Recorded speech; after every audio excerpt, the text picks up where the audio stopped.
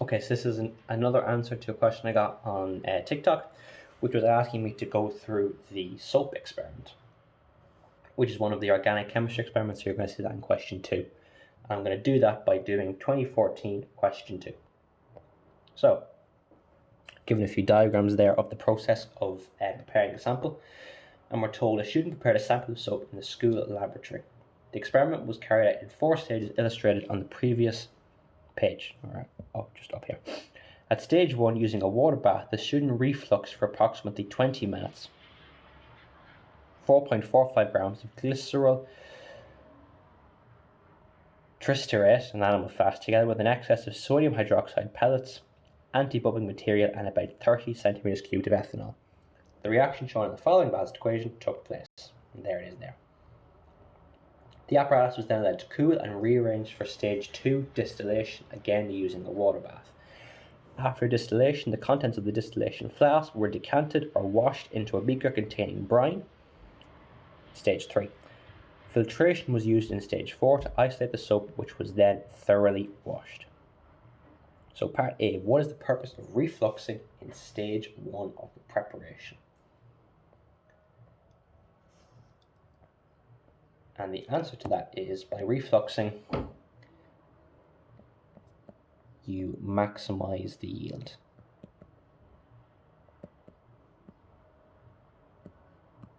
In other words, you get more soap in the end. And name the type of reaction that occurred at this stage. So there's 2 you can say. You can say either, well, so this isn't you can say, they mean the same thing. You can say either saponification, or you can say base hydrolysis. So I'll do that again, that was not very good.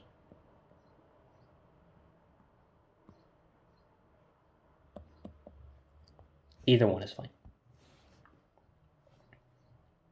Part B then, what substance was removed by distillation in stage 2? So essentially right here, what are you evaporating off? You are evaporating off the ethanol.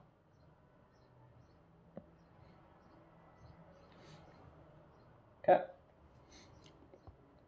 Part C then is to explain the function of the brine in stage 3. So remember, yeah, this is being washed off into a beaker that contains brine.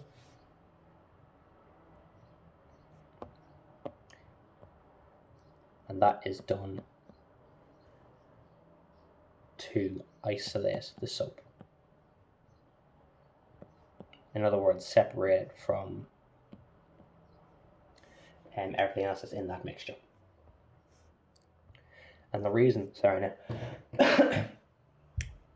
the reason the soap isolates once you pour it into the brine is that because it's actually insoluble in the brine, whereas everything else in that mixture is soluble, so it mixes in with it. The soap doesn't, so then you get it by itself. Part D then, why was it necessary to wash the soap thoroughly in stage 4? To do this is the soap is washed to remove NaOH.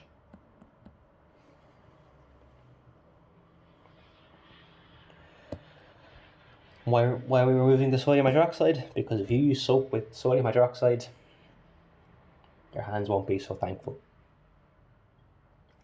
So that's why it has to be washed off. And then how should the student have washed the soap? Again, 2 things you can say. You can wash it either in brine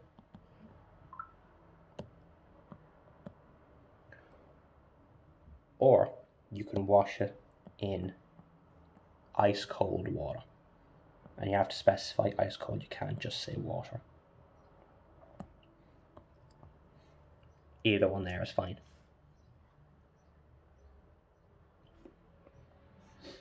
Okay, part E is draw the structure or give the name of the co-product of the reaction. So of course now for the purposes of this video I will give both. But obviously you can give either one. So the product you're looking for is glycerol or propane 1, 2, 3 trial.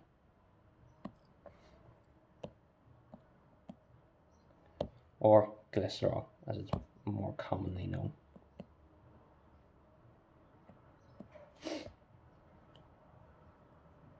So then what does glycerol look like?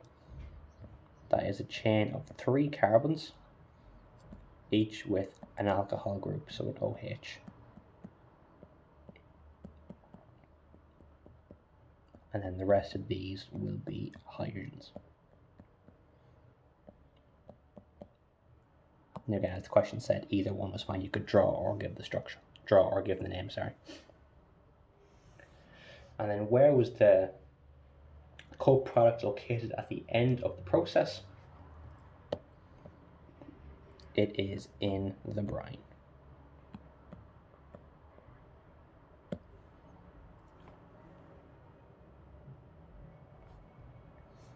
Part F then, given that the sodium hydroxide was in excess, calculate the maximum yield in grams of soap that could have been obtained in this preparation. So if we go back up to the top,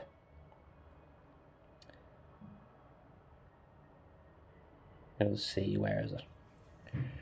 We get 4.45 grams of glycerol tristerate, which is this first thing here, right? And we want to, as with anything in chemistry, we want to get that to moles. So moles is grams over RMM. So that is going to be 4.45 grams.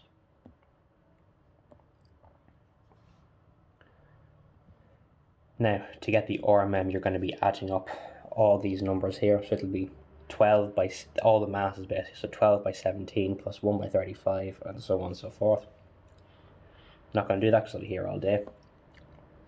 But basically, if you add all the masses up correctly, using the numbers from the front of the exam paper, as always, you should get 890 grams per mole. It's a pretty big number.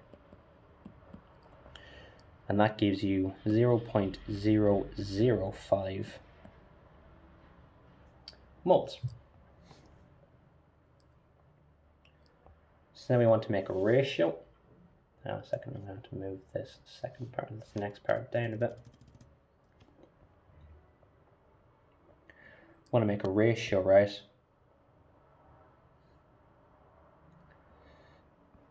Of this, this, the glycerol tristerate, against our soap, right?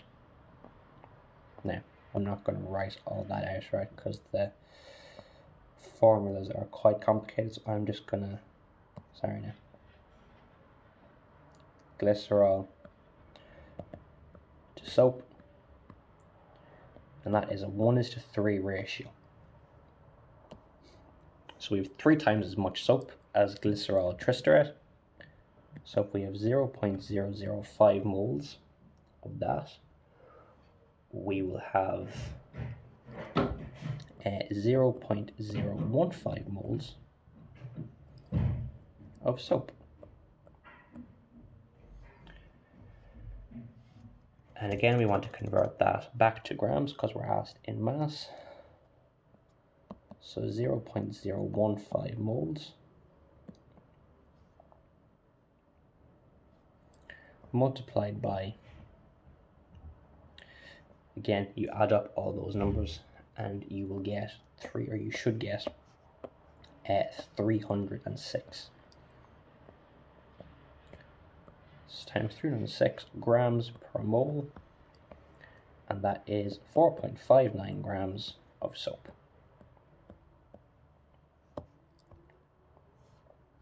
And then finally, part G is suggest with reference to its structure how a soap like sodium stearate can dissolve both non-polar oils and the ionic salts in sweat from the skin.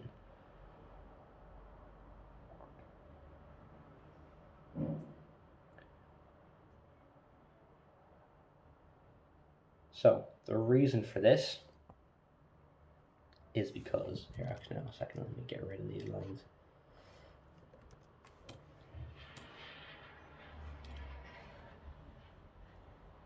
So the reason is, right, so soap, right, is C7H35 COONA.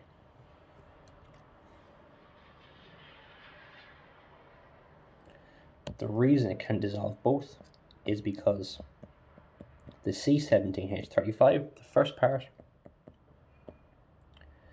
is non-polar,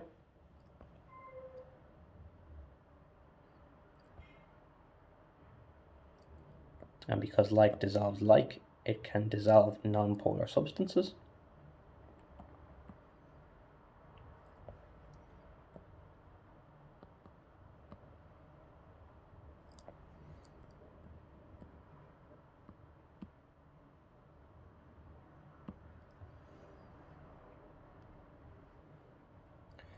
And then the COONA, and be careful, you do have to include those charges. The COO is negatively charged, Na is positively charged.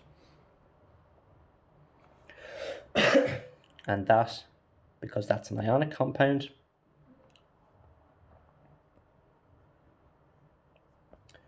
it is going to obviously dissolve.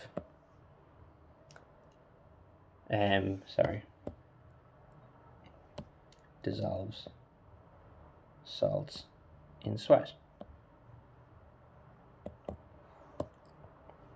So yeah, the hydrocarbon part C17H35 is non-polar, and the CONA is ionic, hence why it can dissolve salts. So that is that question done. I hope that has helped.